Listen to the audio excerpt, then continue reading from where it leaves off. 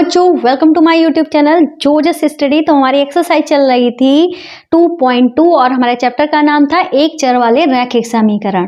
ठीक है, तो हमने पिछली क्लासेस में क्वेश्चन नंबर 11 तक कंप्लीट करा दिया है। आज हमारा क्वेश्चन नंबर 12 है। तो क्वेश्चन नंबर 12 जो है वो हमसे कह रहा है 15 वर्ष बाद रवि की आयु उसकी वर्तमान आयु से 4 गुनी हो जाएगी। रवि की वर्तमान आयु क्या है? अब भाई जो पूछा गया है वही हम मान लेते हैं। तो हम यहाँ पे लिखेंगे माना रवि की वर्तमान आयु कितनी है? x वर्ष। हम ये इतना मान लेंगे, जो पूछा जाता है अक्सर अगर हम वही मान लेते हैं तो हमारा क्वेश्चन इजी हो जाता है। ठीक है, अब इन्होंने कहा है 15 वर्ष बाद रवि की आयु जो है वर्तमान आयु से कितनी हो जाएगी? 4 गुनी हो जाएगी। ठीक है, तो हम यहाँ पे लिखेंगे 15 वर्ष बाद रवि की आयु। ठीक है, अगर हम आपसे पूछे, आपकी मान लो आयु है 15 वर्ष, हम आपसे पूछेंगे कि 15 वर्ष बाद आप कितने साल के हो जाओगे, तो 15 में आप 15 तो जोड़ोगे तो कह दोगे 30 साल के हो जाएंगे। ऐसे ही 15 वर्ष बाद रवि की आयु क्या हो जाएगी? आज है इसकी x, 15 साल बाद कितनी हो जाएगी? x + 15, इतनी तो हो जाएगी, इतनी होगी ना, 15 जोड़ देंगे। पर इन्होंने कहा है कि उसकी वर्तमान आयु जो है 4 गुनी हो जाएगी। ठीक है, ये इन्होंने एक बात बोली है। ठीक है, तो ये बात हमको तो पता है x + 15 होगी, पर इन्होंने कहा है कि 4 गुनी हो जाएगी। तो हम यहाँ पे क्या करेंगे? प्रश्नानुसार लिखेंगे। प्रश्न के अनुसार हमें काम करना है। ठीक है, तो हम यहाँ पे लिख देंगे प्रश्नानुसार। इन्होंने क्या कहा है? जो हमारी वर्तमान आयु की कितनी हो जाएगी? 4 गुनी हो जाएगी। ठीक है, मतलब x + 15 साल बाद जो आयु है, तो वर्तमान आयु कितनी है? x है, इसकी कितनी हो जाएगी? 4 गुनी हो जाएगी। ये हमारा प्रश्नानुसार काम हुआ। ठीक है, अब इसको हम सॉल्व करेंगे। तो x एक साइड कर लेते हैं। ठीक है, तो हमारा x पहले से इधर था, ये वाला 4x इधर जब आएगा तो माइनस का हो जाएगा। ठीक है, और 15 जब उधर जाएगा तो ये माइनस में हो जाएगा। ठीक है, संख्या को एक साइड कर लिया, चर वाली संख्याओं को एक साइड कर लिया। ठीक है, अब प्लस माइनस से घटेगा, 4 में से एक को घटाया है, जहाँ पे कुछ नहीं लिखा है तो वहाँ पे 1 माना जाता है, मतलब 4 में से 1 गया, 3x बचा। अब ये 4 बड़ा था इसलिए माइनस का 3x बचा, और यहाँ पे -15 था ही, माइनस से माइनस कट गया। ठीक है, तो 3x बराबर कितना आ गया? 15। तो हमने आपको बताया था अगर इस तरीके से गुणे में होता है तो अगर 3 इधर जाएगा तो किस में हो जाएगा? अगर 3 इसके साथ गुणा में है बराबर के इधर, 3 जब जाएगा ये भाग में हो जाएगा, उल्टे चिन्ह हो जाते हैं। मतलब x बराबर हो जाएगा 15/3, 3 एकम 3, 3 बचे 15, मतलब हमारा आ जाएगा 5। ठीक है, तो अब इन्होंने हमसे क्या कहा था? रवि की वर्तमान आयु क्या है? ठीक है, तो वो हमने मानी थी x वर्ष। तो हम यहाँ पे लिख देंगे अतः रवि की वर्तमान आयु बराबर x कितना आया? 5 आया है, तो लिख देंगे 5 वर्ष। ठीक है, ये हमारा क्या हो जाएगा? आंसर हो जाएगा। क्या हो जाएगा? आंसर हो जाएगा। तो क्वेश्चन नंबर 12 हमारा कंप्लीट हुआ। ठीक है, अब करते हैं अपना क्वेश्चन नंबर 13। तो क्वेश्चन नंबर 13 जो है वो हमसे क्या कह रहा है? एक परिमेय संख्या को 5/2 से गुणा कर, ठीक है, 2/3 जोड़ने पर -7/12 प्राप्त होता है। वह संख्या क्या है? हम सबको संख्या पूछी जा रही है, तो जो पूछा जा रहा है उसी को हम मान लेंगे। यहाँ पे लिखेंगे माना वह संख्या बराबर क्या है? x है। ठीक है, हमने मान लिया। फिर उन्होंने क्या कहा है? संख्या को किससे गुणा करना है? 5/2 से गुणा करना है। ठीक है, तो हम यहाँ पे पहले तो लिख लेते हैं प्रश्नानुसार। जो प्रश्न कह रहा है वही हमें करना है, इसलिए हम यहाँ पे लिख देंगे प्रश्नानुसार। ठीक है, x को हमें किससे गुणा करनी है? 5/2 से गुणा करनी है। फिर हमें क्या करना है? 2/3 जोड़ना है, तो हम इसमें 2/3 को जोड़ देते हैं। फिर ये कह रहे हैं कि क्या प्राप्त होता है? -7/12 प्राप्त होता है। ये हमारी समीकरण बनी जाके, इसको करना है हमें सॉल्व। ठीक है, 5 से इसकी गुणा हुई तो 5x हो गया अपॉन में 2, अब हम क्या करते हैं, हमने देखा है कि x से ये दूर वाला है ना, तो हम पहले दूर वाले को भगाएंगे, या कह लो संख्या संख्या एक तरफ कर लो। तो पहले बराबर के इधर में जो चीज़ पहले लिखी होती है उसको पहले लिख दो तो ज़्यादा बढ़िया होता है। ठीक है, ये पहले से था, पहले इसको लिख दिया। अब ये जब हमने इधर से इसको हटाया तो ये कहाँ गया, इधर गया। अब इधर गया तो इसका चिन्ह बदल जाते हैं, मतलब प्लस माइनस हो जाता है, माइनस प्लस हो जाता है, गुणा भाग होती है, भाग गुणा हो जाता है। ठीक है, तो ये प्लस का था, माइनस का हो गया 2/3। ठीक है, अब हम जानते हैं 3 से 12 बनाया जा सकता है, चाहे तो आप जैसे भिन्नों को सॉल्व किया जाता है वैसे कर लो, चाहे से तो इस तरीके से कर लो, ये तरीका थोड़ा इजी होता है।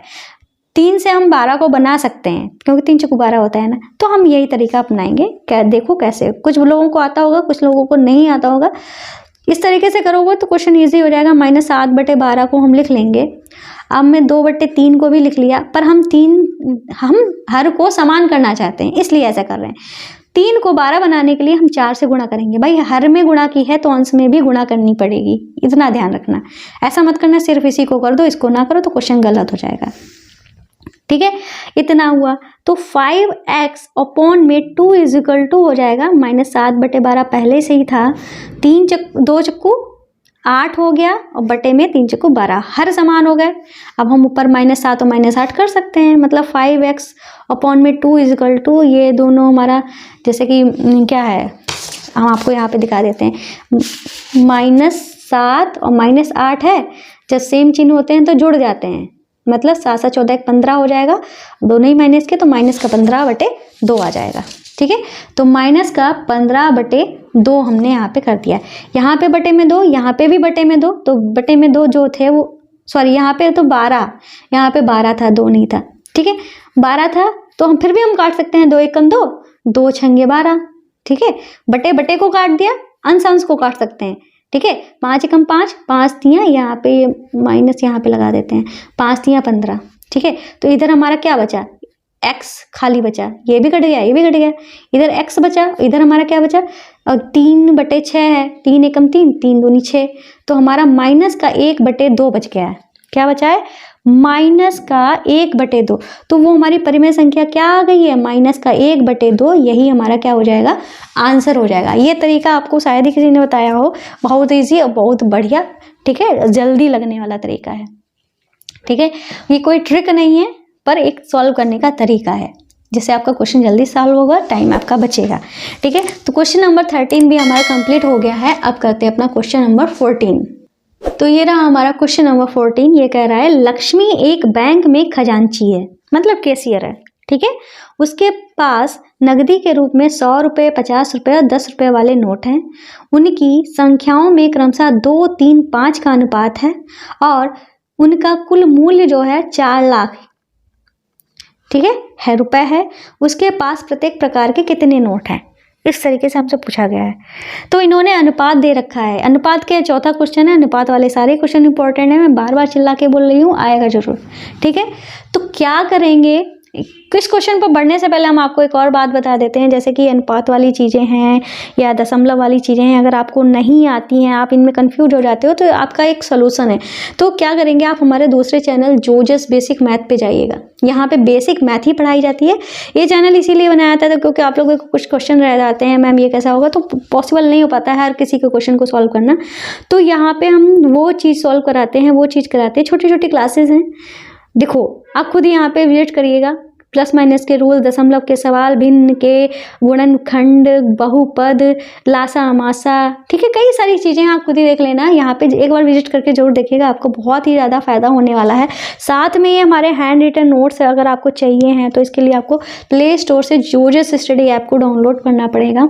ठीक है, इस तरीके से डैशबोर्ड ओपन होगा। ये क्लासेस यूपी बोर्ड वालों के लिए हैं, एनसीईआरटी के लिए। यहाँ पे स्लाइड करते ही ये सेक्शन आ जाएगा, इस पर टच करोगे तो सारी क्लासेज आ जाएंगी। ठीक है, कोई भी क्लास पे आप टच करिए, जो भी पढ़नी है आपको, वहाँ पे हिंदी मीडियम के और इंग्लिश मीडियम की बुक्स आ जाएंगी। जैसे कि आप कोई भी उठा लीजिए, मान लो गणित ही आपने उठा लिया, गणित पढ़ रहे हो ना, तो यहाँ पे कोई भी चैप्टर मान लीजिए 6 चैप्टर आपको पढ़ना है। जो भी हैंड रिटन जितनी एक्सरसाइज है डली हुई हैं हैंड रिटन नोट्स आपको मिल जाएंगे, ठीक है, लिखा हुआ है हैंड रिटन नोट्स। टच करते ही अगर जो भी हैंड रिटन नोट्स चाहिए तो यहाँ पे आपको मिल जाएंगे हैंड रिटन नोट्स, जूम करके कि देख सकते हो, ठीक है। और साथ में वीडियो क्लासेस भी यहाँ पे देख सकते हो यहाँ पे जाकर। और साथ में जैसे कि आपको चैप्टर पढ़ना है तो चैप्टर के लिए यहाँ पे जैसे कि चैप्टर डला हुआ है, ठीक है। आगे दिखा देते हैं आपको, यहाँ पे हैंड रिटन नोट्स की जगह पे हैंड रिटन और चैप्टर की जगह पे चैप्टर डाला हुआ है, ठीक है। और जैसे कि 8th क्लास को अभी पढ़ाना स्टार्ट किया है तो जल्दी जैसे हमारी क्लासेस कंप्लीट होती जाएंगी मैं हैंड रिटन नोट्स भी डालती जाऊंगी। यार एक और आपको बात बता देते हैं कि जैसे कि हमारा कोर्स जो है पहले ही कंप्लीट हो चुका है। अगर आपने नहीं देखा है, मतलब कोई भी चैप्टर पढ़ना है तो प्लेलिस्ट में जाकर आप देख लीजिएगा, ठीक है। ये हम दोबारा पढ़ा रहे हैं, आपको कब बता रहे हैं, ठीक है। तो हम अपने इस क्वेश्चन को सॉल्व करेंगे, ठीक है। तो इन्होंने अनुपात दे के रखा है ना, क्या दे के रखा है, अनुपात देकर रखा है। तो हम यहाँ पे क्या लिखेंगे कि ये जो नोट हैं इनके अनुपात के हिसाब से ही हम इनके मान लिख लेंगे, ठीक है। तो हम यहाँ पे लिखेंगे माना 100 रुपये, 50 रुपये और हमारा क्या था 10 रुपये। 10 रुपये के नोट क्रमशः क्या क्या हैं, देखो जो अनुपात दिया है ये 100 इसके लिए है, 50 इसके लिए है, 10 इसके लिए, इसी के अनुसार हम इनमें x लगाते जाएंगे, ठीक है। जैसे हम मानते हैं क्रमशः क्या हो जाएगा 2x, 3x और 5x हैं, ठीक है। ये हमने मान लिया है कि 100 की नोट है 2x, 50 की नोट है 3x, 10 की नोट है 5x। इस तरीके से हमने ये बात यहाँ पे लिख दी। उसके बाद इन्होंने बोला था कि 4 लाख टोटल जो रुपए हैं 4 लाख, मतलब जब हम सबको जोड़ेंगे तभी तो टोटल रुपए निकल के आएंगे। तो यहाँ पे हम लिख देंगे प्रश्नानुसार, ठीक है, प्रश्नानुसार। तो जैसे कि 100 के कितने नोट थी, 2x नोट थी किसकी 100 की, ठीक है। और 3x नोट थी किसकी 50 की, ठीक है। और 5x नोट थी हमारी 10 की। और टोटल जो हमने सबको जोड़ दिया, देखो जोड़ रहे हैं तो हमारा कितना रुपए हुआ जाके 4 लाख रुपए हुआ जाके, ठीक है। अब हम क्या करेंगे भाई, इनको सॉल्व करेंगे तो भाई 2 से 100 की गुणा हुई तो हमारा क्या हुआ 200x हुआ, 3 बचे 15, 150x हुआ, 5 दूनी 5 दहान 50, ठीक है। तो ये हमारा 50x हुआ बराबर में 4 लाख, ये लिख दिया। सारे x वाले हैं जोड़ देंगे तो 200 में पहले तो ये हमारा इसको जोड़ा 200 हुआ, 200 200 हमारा 400 हुआ। तो 400x बराबर कितना है 4 लाख, ठीक है। अब 2 जीरो से 2 जीरो हमने काट दिए, ठीक है। तो हमारा 4x बराबर कितना आया 4000, ठीक है। 4000, 3 जीरो हैं, ठीक है, 3 जीरो हैं, 4000 आ गया। अब हम चाहे तो यहाँ से भी काट सकते हैं, चाहे तो ये इसके साथ गुणे में है, चाहे तो ऐसे भी काट दो 1000 आ जाएगा, 4 से ये काट दो, चाहे तो बटे में करके काट सकते हो। 4000 हमारे पास लिखा हुआ था, इधर से 4 हटाया, इधर गुणे में था, बराबर के इधर आते ही भाग में चला गया। 4 एकम 4, 4 एकम 4, 3 जीरो थे, 3 जीरो लग गए, मतलब x की वैल्यू हमारी कितनी आ गई है 1000 रुपये आ गई है, ठीक है।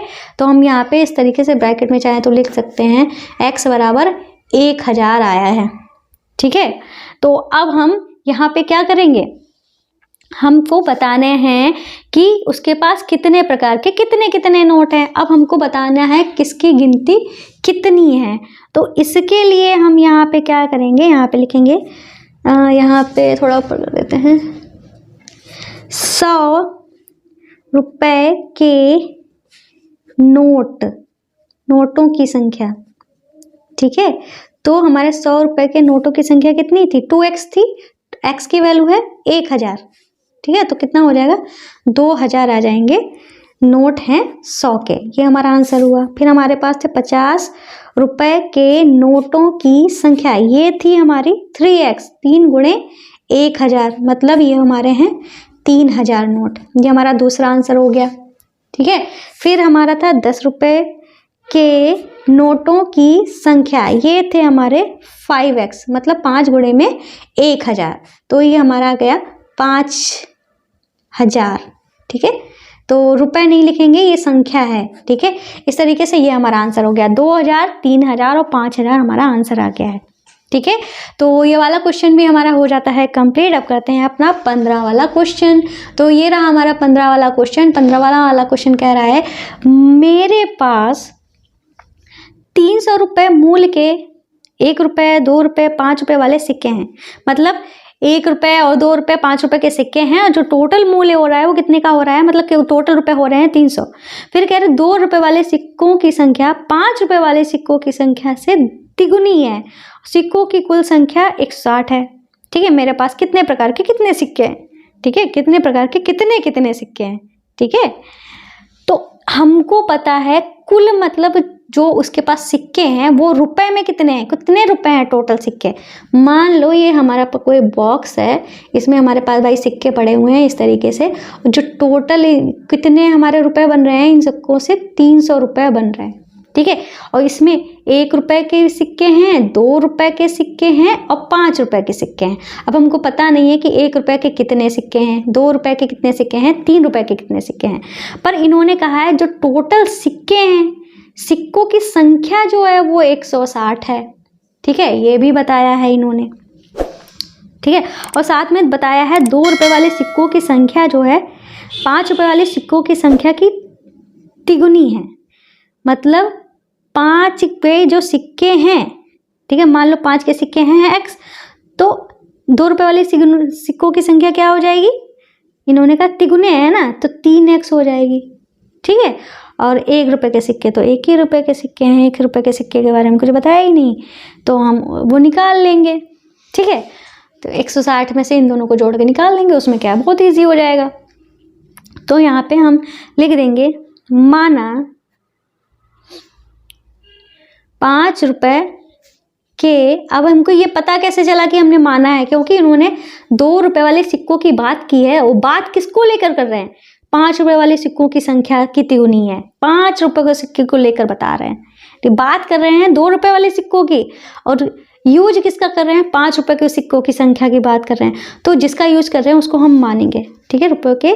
5 रुपये के सिक्कों की संख्या, सिक्कों की संख्या बराबर x, तो यहाँ पे लिख देंगे, इसलिए 2 रुपये के सिक्कों की संख्या क्या हो जाएगी, तिगुनी बोली है ना, 3x हो जाएगी, ठीक है।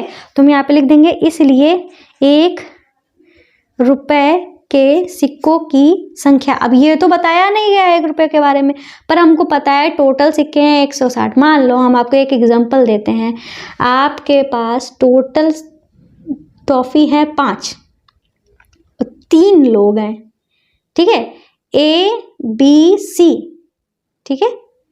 अब एक के पास 1 टॉफ़ी है, दूसरे के पास 2 टॉफ़ी हैं। अब आप बता सकते हो कि इसके पास कितनी टॉफ़ी हैं, बता सकते हो ना, आसानी से आप कह दोगे कि इसके पास 2 टॉफ़ी हैं। कैसे बताया, आपने क्या किया, आपको भी नहीं पता चला कि आपने किया क्या है।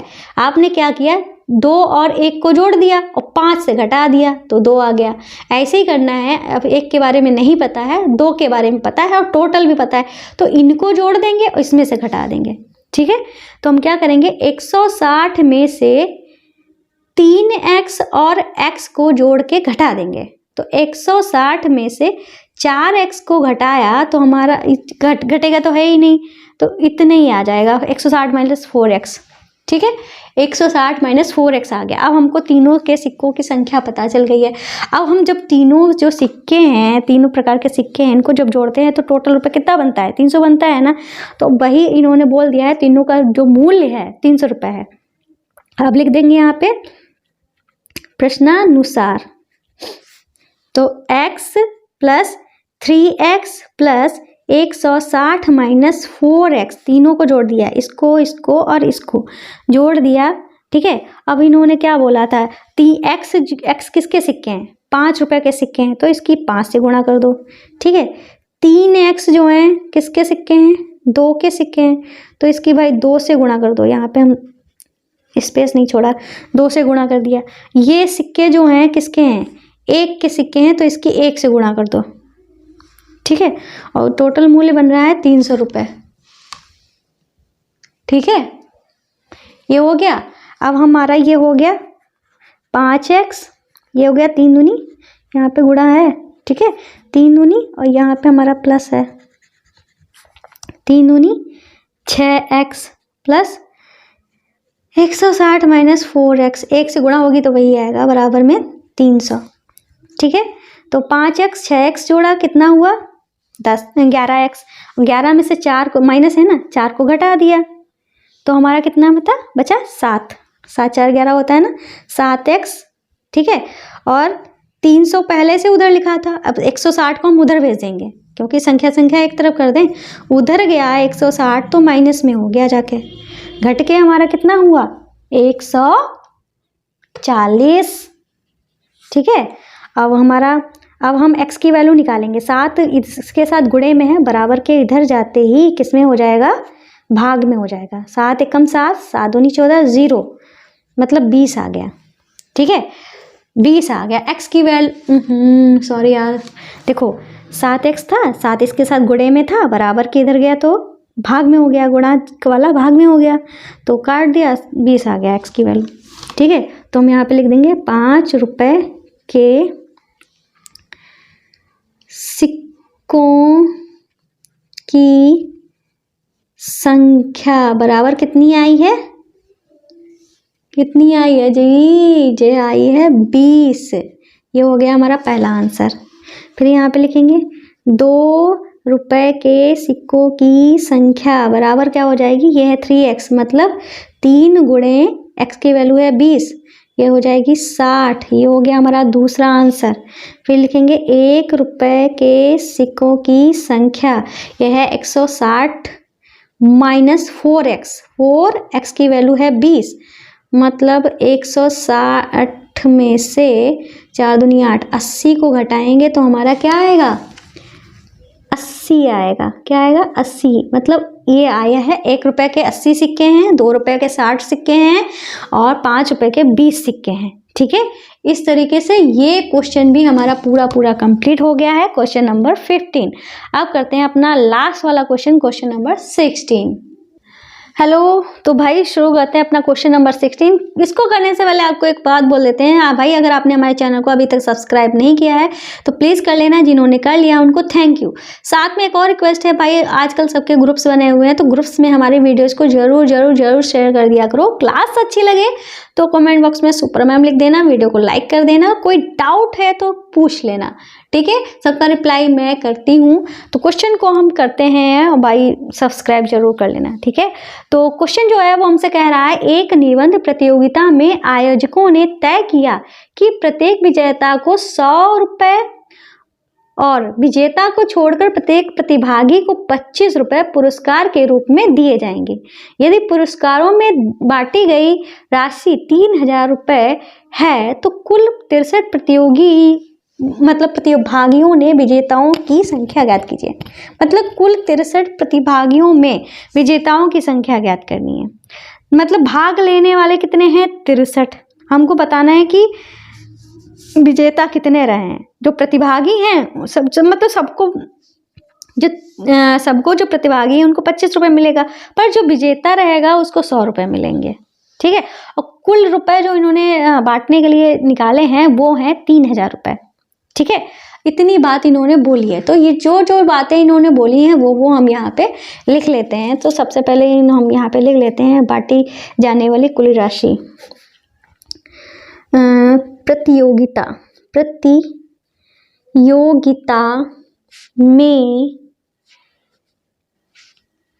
बांटी जाने वाली कुल राशि बराबर 3000 रुपये। इतनी राशि कुल बांटनी है।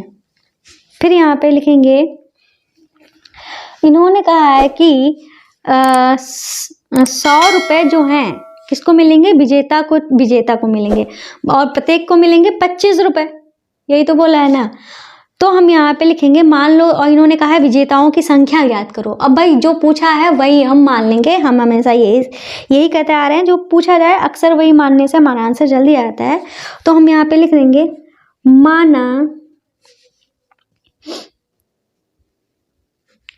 100 रुपये प्राप्त करने वाले